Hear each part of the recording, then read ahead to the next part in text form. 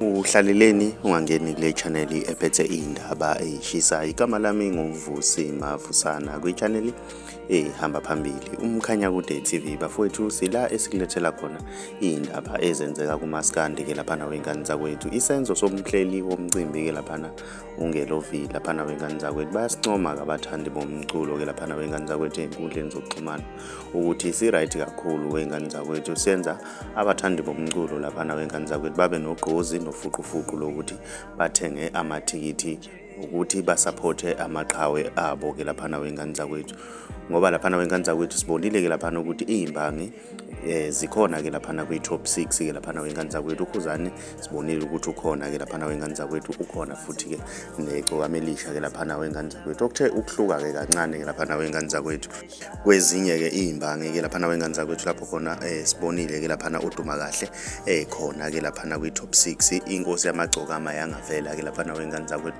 Abalandeli benkosi yamagcoka ke lapha ezinkundleni zokuxhumana abaningi bashilo ukuthi kusengamanzi amancane lokhana wengane zakwethu, okuthi mhlambe ngokuzayo kwesizoyibona inkosi yamagcoka ingena ke lapha kwi top 6 ke lapha wengane zakwethu. Mina ngiyafisa ukwazi wena ukuthi wena ngabe kuthini okwakho ukuphawula ngalolu daba lwe top 6 kamaskandi.